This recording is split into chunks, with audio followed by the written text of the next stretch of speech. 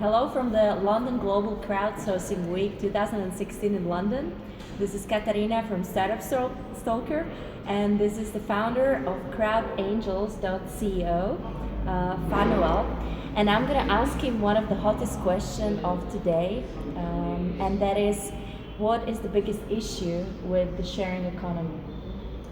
That's a difficult one. I think there's two actually, and they're very related. It's trust and transparency. People will engage and help you in a sharing economy when they either believe in you and in the project you want to do and how obtainable it is. So when people come to you and they want to fund their project, what issues do they have? What do they ask you? What is the most frequent issue that they have with the funding? The most frequent issue actually is the kind of reward strategy. What should we do in return for? Because they are very focused on their goal, but they have thought of what do I give in return for the people that help me. Certainly with people that are used to getting donations just to support their cause, they often don't make the reflection on what should I do in return. And it can be simple thank you can be enough, but if you only do that, you often miss an opportunity to actually engage with people. You might be saying, well, if you help us, we'll have a half-hour Skype call so that we can talk about how we might collaborate in the future, or we'll give you some recognition on our platform. So once you have that even if it's a micro donation, use it as an opportunity to actually engage with people. And so I think that's one of the major things that people forget what they need help for in the beginning. And how big is the role of credentials, do you think, especially at the start? Credentials itself is difficult because their trust depends on who's giving the credentials. And in the crowd economy or the sharing economy, there's no vetting agency that can really identify you. So it's usually a mix of several elements. How many people do you have in your network? How credible is your story? Are there other ways where we can validate who you are, what your experience is? For example, a LinkedIn profile, a Facebook page, the fact that you've done similar things in the past. It's not different online than in real life. You need several elements that will build trust in who you are, what you can do, and how you will deliver. Okay, and how about the question of starting the business? Because sometimes startups, especially when they're bootstrapping and they're at the beginning of the game, they always moan, we don't have money, of course. So what is your answer to that most of the time? Or how do you justify sharing economy platform based on exchange of free services or products for free when the main source comes from the adverts? And today a lot of people use advert blockers, so it's very hard to justify the reward. Well,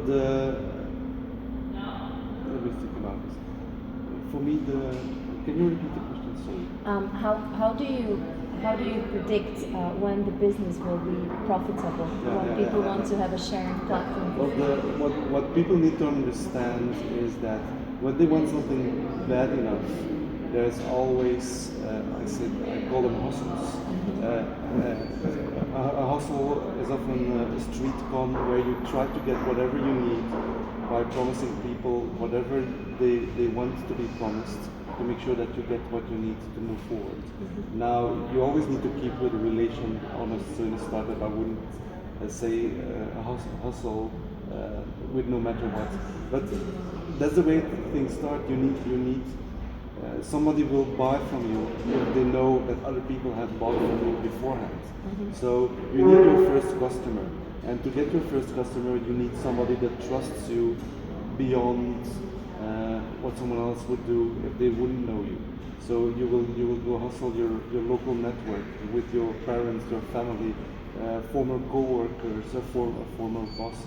And you need to build it step by step.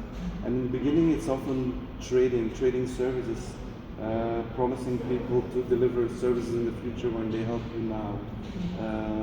So they need to hustle, but they also need to be very aware that they need to start building the seeds to get into sustainability. In the end, you need to pay for your bills, you need to make sure you have an income, you need to make a living. So what also helps, and what I've done, go and work in a traditional, not 9 to 5, but go and work somewhere, learn, get to build a network, gain experience, and maybe build up the money so that you can cover your startup period. But there's no magic formulas, and sometimes you win, sometimes you learn. So, what do you think, in your opinion, are the best ways how to bring more transparency into sharing economy?